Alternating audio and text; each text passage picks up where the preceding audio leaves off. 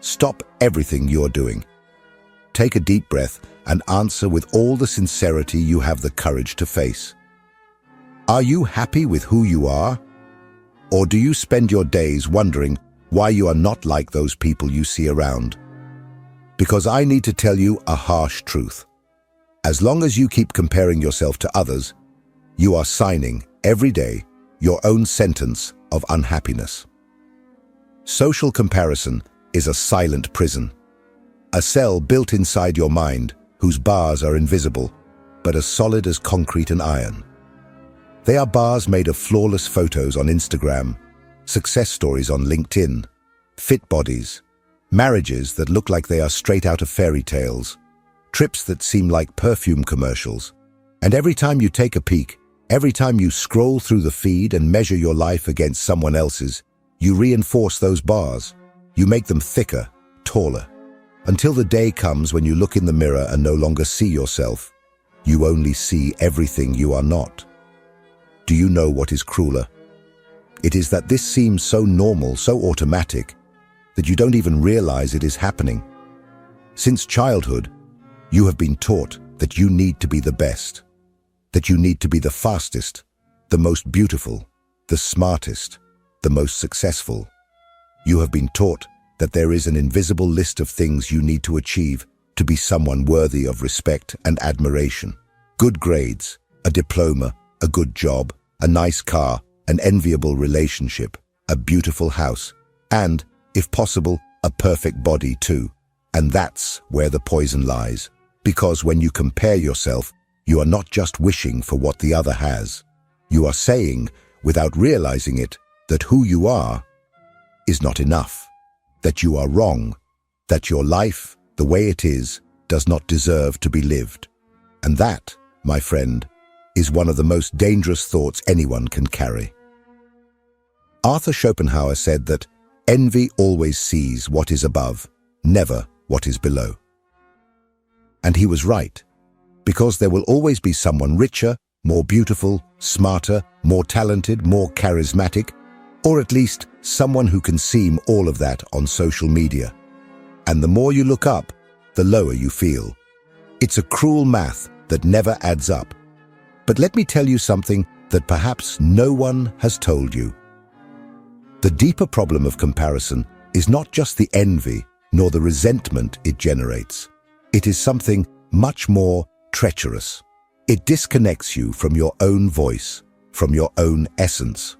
You start living like an actor on a stage, playing a role that society, family, friends, and influencers expect from you. You get lost, and you end up living a life that is not yours. And then, when you lay your head on the pillow, even after a full day, even after receiving compliments, likes, recognition, you feel that emptiness, that pang in your chest, that feeling of always being behind, always falling short, always owing something. And then you start to ask yourself, why can't I be happy like they are? I am here to tell you that there is another way.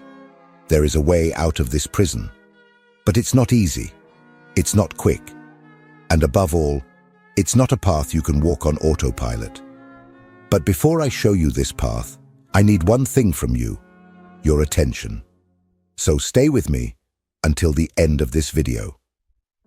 Because today, I want to show you that you are not condemned to live trapped in other people's lives. You can still live your own life and discover that within it, there are already enough reasons to be happy, even if for now, you cannot see it. Comparison is, at its core, an impossible game to win. A game that seems to have clear rules, but in practice is always manipulating the score against you. It's as if, from the day we are born, someone has placed us in a race. A race where you are told that if you run fast enough, if you work hard, if you dedicate yourself, you will reach a place called happiness. And then, without realizing it, you spend your life running. Running to have the ideal body, to have the perfect partner, to earn more money, to travel more, to be more admired.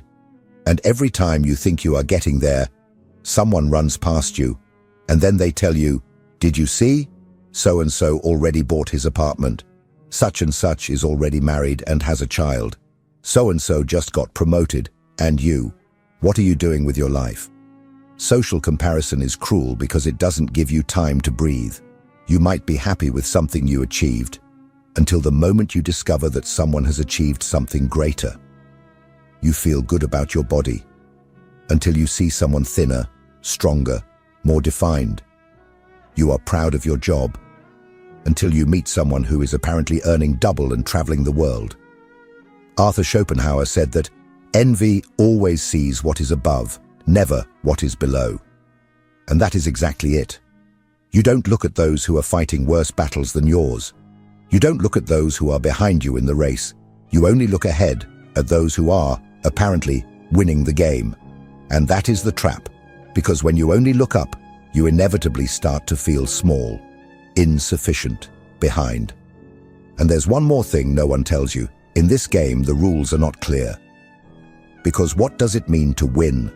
What does it mean to succeed? For some, it's making money. For others, it's having freedom. For some, it's having family, children, stability. For others, it's having fame, recognition, power. But when you live trapped in comparison, you don't even ask yourself what winning means to you. You simply absorb the standards of others and start measuring yourself by them. And that's where the game becomes impossible. Because even if you achieve something, the bar changes. There will always be someone who does more, has more, seems happier. And the higher you climb, the more people appear above you. The top is infinite. It's like chasing the horizon. No matter how much you advance, it never gets closer. And you know what's even worse? Social media has turned this into a psychological hell. Before, you compared your life to that of your neighbor, your co-worker, a close relative. Now, you are comparing the behind the scenes of your life with the edited highlights of millions of people around the world. You see someone smiling on a paradise beach and think that's the person's entire life. You don't see the debts, the anxiety, the conflicts, the loneliness that exist behind that photo. But even knowing this, deep down, something in you believes that other people's lives are better than yours. And that's where the cycle of mental torture begins. You don't allow yourself to be happy with what you have because you always think something is missing. You start to punish yourself, criticize yourself, demand more from yourself, and, without realizing it, you begin to treat yourself like a failure. Because in the game of comparison, the other is always winning, and you are always losing. But let me tell you something. This game is rigged. It has been manipulated from the start to make you feel lacking, to make you consume more, work more, run more, and it will never let you win.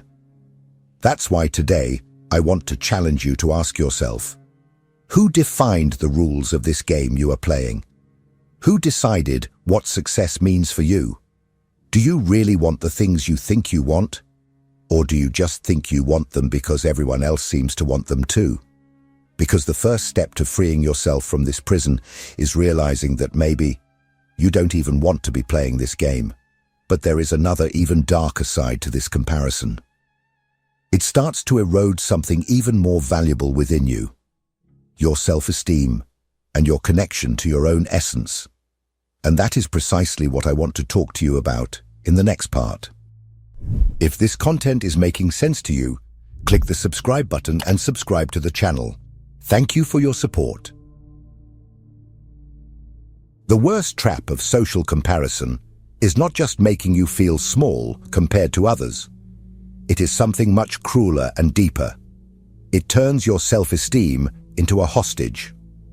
When you start measuring your worth by the standards, achievements, and applause of others, you hand over to the world the power to decide how much your life is worth.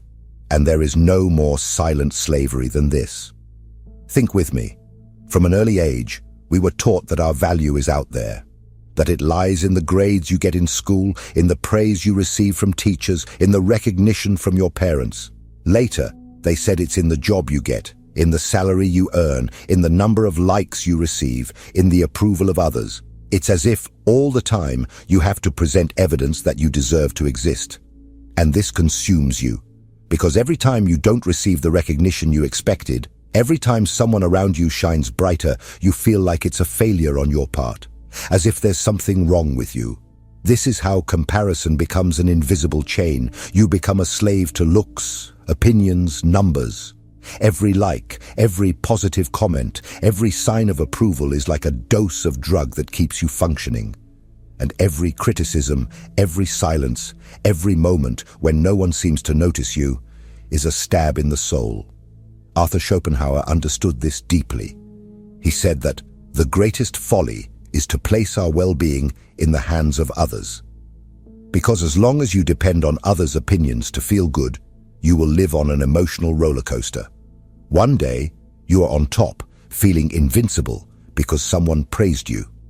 The next, you are at the bottom of the pit because you didn't get the response or applause you expected. And the most insidious part is that this dependency seeps into the smallest details. You start dressing to impress. You say things you don't believe just to be accepted.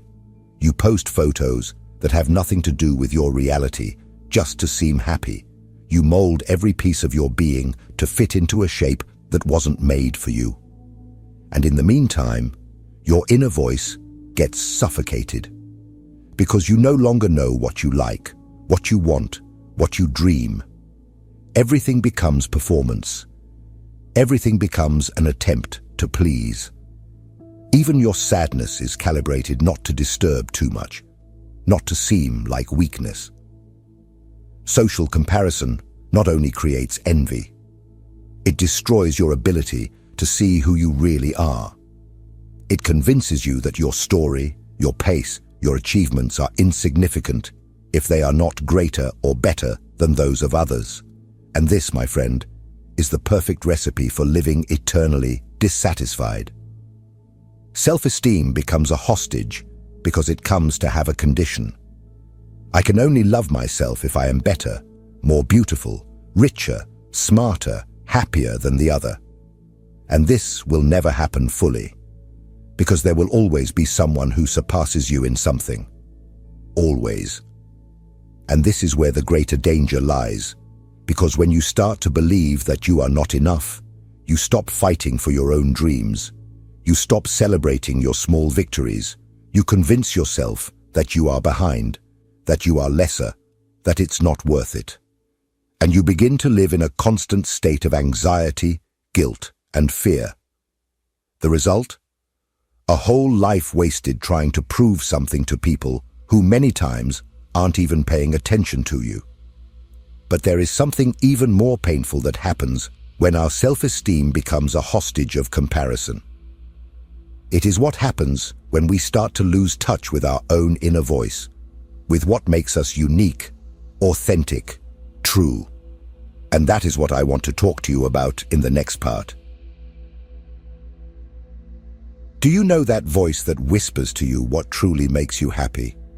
That voice that tells you what you really like, what makes you vibrate, what brings you peace? Well, when you live immersed in comparison, that voice gets quieter and quieter, until it almost disappears. And when your inner voice falls silent, you start living on autopilot. You wake up, work, consume, post, smile for the photo. Everything mechanically, everything to maintain an image, everything to avoid the fear of being seen as less. Arthur Schopenhauer said that the greatest wisdom is knowing how to be content with what one is, without wishing to appear what one is not. But how do you find this wisdom in a world that teaches you to always desire more, to always want to be someone different? Society pushes you into ready-made roles. It tells you that happiness is having a certain body, a certain status, a certain bank account. And then, without realizing it, you start pursuing goals that were never yours. You begin to study what you don't like, to work in what you hate, to relate to people who don't match with you, just because it's the right thing. And that's when suffering sets in. Because living disconnected from your own essence is living divided. On the outside, you maintain a mask. On the inside, you are slowly falling apart. And the more you distance yourself from who you really are, the emptier your inner world becomes. It's as if you built a beautiful house on the outside, but with empty, cold, dark rooms. And every time you try to take refuge inside it, you find nothing but echo.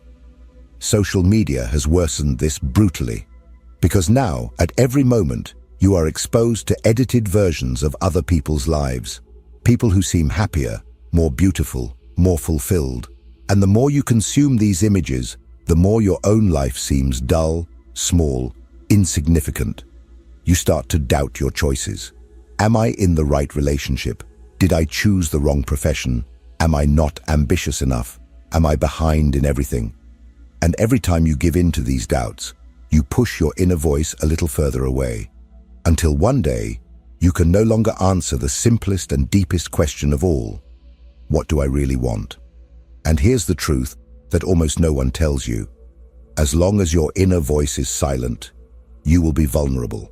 Vulnerable to manipulations, vulnerable to standards that are not yours, vulnerable to spending years of your life chasing achievements that, deep down, have absolutely nothing to do with you. That's why so many people reach their 30s, 40s, 50s with an apparently perfect life, but with a devastating emptiness inside. Because they spent years living to meet external expectations, and they forgot to ask, what is important to me? What makes me happy? What makes me feel alive? As long as you don't reconnect with that voice, you won't know who you are, and those who don't know who they are will never know what they want. But there is a way to regain that connection. There is a way to silence the noise outside and start hearing the sound of your own soul. It's not easy. It requires courage, patience, and above all, a willingness to question everything you learned to call truth. And that's exactly what we will explore in the next part. There is a reason why social comparison is so powerful, so persistent, and so hard to let go of. It is not just an individual flaw. It is a carefully constructed and maintained trap by the society we live in. Because the world we are embedded in, the culture, the media, the economic market, social networks, has a huge interest in keeping you dissatisfied. Yes, you heard that right. There is a whole system that thrives while you think you are not enough. Let's start with the basics. Capitalism, in its most brutal form, needs one thing to keep spinning. It needs you to want more, to desire something new all the time. Because if you woke up tomorrow absolutely happy with who you are, with what you have, with what you do, you would stop consuming. And that would be a tragedy for those who profit from selling products, services, and above all, dreams. That's why the market feeds on your comparison.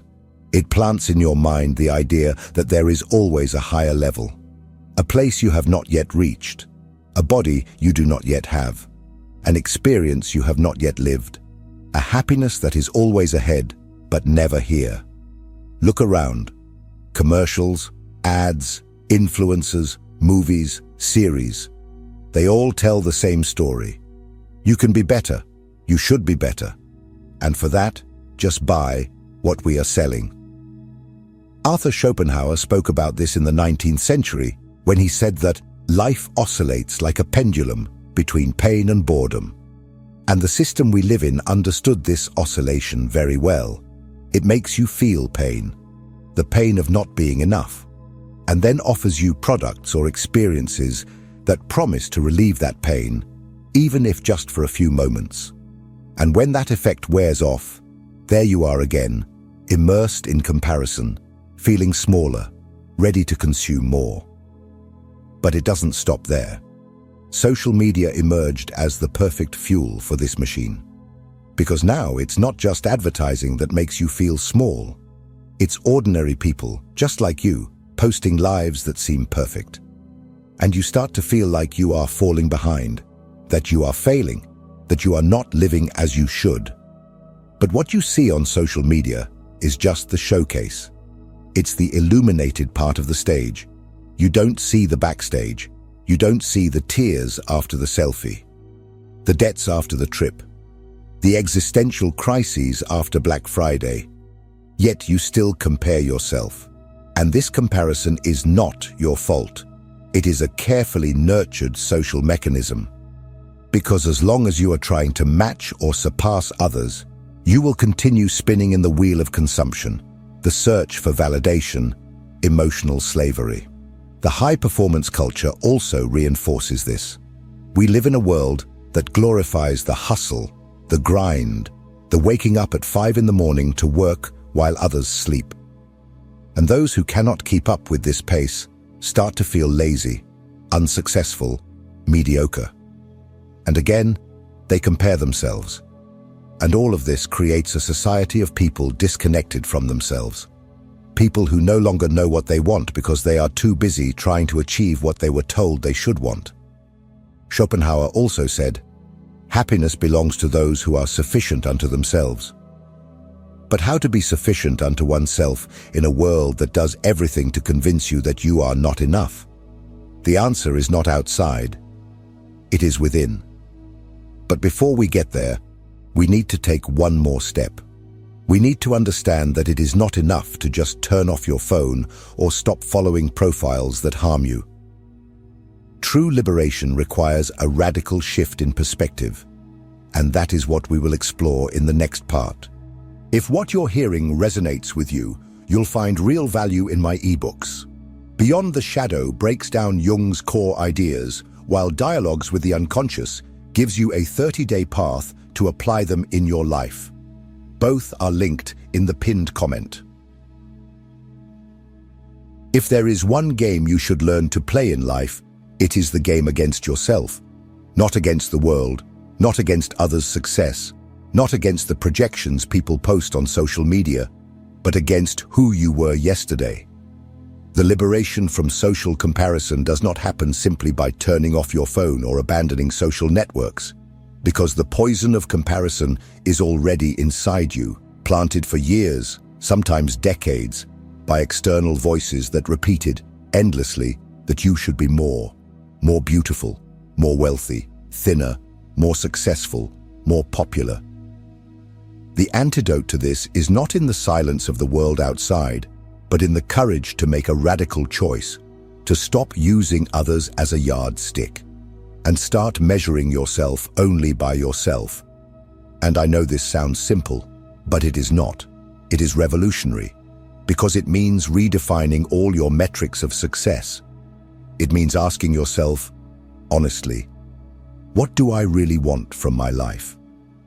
What makes sense to me, and not just what I was told I should do?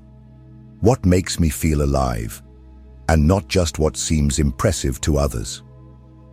Arthur Schopenhauer said that the greatest happiness is to be sufficient for oneself. But most people have never even bothered to discover what that means. Because it takes effort, it requires confrontation. It demands that you look at the parts of yourself that may have been dormant for years, suffocated by the obligation to fit in. And here's a brutal truth. As long as you live trying to win in others' game, you will lose. Always. Because in the game of comparison, the yardstick is movable, the rules change all the time, and the judges are invisible and merciless. The only game you can truly win is the one where the opponent is who you were yesterday, where the parameter is your own progress, where the prize is living a life aligned with what you believe and value. Think about it. Imagine that you start using your own values as a yardstick, that you begin to measure success not in money, but in free time, or not in the number of likes, but in the depth of your relationships, or not in external achievements, but in how peacefully you sleep at night, knowing you are being true to yourself.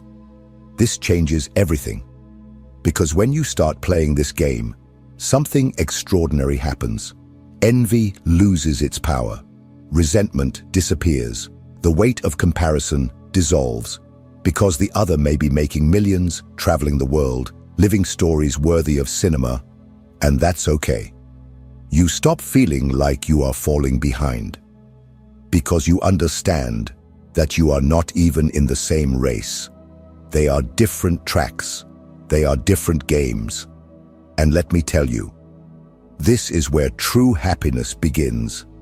Not that noisy happiness, which needs to be posted and liked, but that silent one, which arises from the fact that you feel whole, living according to your own yardstick. When you choose to measure your life by comparing with yourself, you start to celebrate small victories that you previously didn't even notice. You realize that you are more patient than you were a year ago, that you are emotionally stronger, that you can say no to things you don't want, that you are closer to who you really are. And this generates an internal confidence that no one can steal. No economic crisis, no external criticism, no algorithm. It is at this moment that you understand something that seems simple, but is powerful. That the meaning of life is not in defeating others, but in transforming yourself every day into your best version. Even if no one applauds, even if no one sees, but I know you must be wondering, how to start? How to abandon the game of comparison and create your own criteria for success if the entire society is programmed to pull you back into this trap? Let's explore these steps in the next part. Social comparison is not going to simply disappear from your life. You will continue to encounter people who seem more successful, more beautiful, more happy. You will keep being bombarded with images of perfect lives, extraordinary achievements, sculptural bodies, fairy tale relationships. And do you know why? Because that is the game society plays. And you are not the one who will stop this game, but you can choose not to play. You can decide not to measure yourself by someone else's ruler anymore, and start living under the only ruler that matters, yours. True freedom is not in eliminating all external voices, because they will always exist. True freedom is in making your inner voice louder than all the others. It is in recognizing your own worth, even when no one is watching. It is in building a life that makes sense to you, even if no one applauds. Arthur Schopenhauer said that the less we care about the opinion of others, the more peacefully we will live. And he was right. But I go further. The more aligned you are with yourself, the more you will realize that the opinion of others, most of the time, means absolutely nothing. Perhaps you are wondering now, but how do I start? How do I create my own criteria for success if I have spent my whole life believing I needed to live according to the gaze of others? I will tell you. You start in the simplest way, but also the bravest, by asking yourself every day who you want to be, not what others want from you, not what is trending on the internet, but who you, deep down, want to be. You start by allowing yourself to hear your inner voice, paying attention to those little sparks of joy that arise when you do something you love. In the moments when time seems to stop, because you are so immersed in something that makes you feel alive, you start by freeing yourself from the need for approval, stopping the search for applause, and starting to seek peace. And most importantly, you start by accepting that there will be bad days, that there will be setbacks, that there will be moments when the noise outside seems louder than your own voice. But even on those days, you can choose not to abandon yourself. Even on those days, you can differentiate the negative noise of comparison and not be a prey to it. Because in the end, the only comparison that matters is with who you were yesterday. The only game worth playing is the game of becoming your best version. The only applause that matters is the one you give to yourself when you lay your head on the pillow, at peace, knowing that you lived true to what you believe. If this video made you reflect, I want to ask you one thing. Share with me in the comments which area of your life you compare yourself the most. Is it at work? Is it about appearance? Is it in relationships? Often, expressing yourself with words can help you and help others who are going through the same. And if this video brought you clarity, If it helped you see something different, leave your like. Subscribe to the channel and watch the next video to continue this journey. I'll see you there.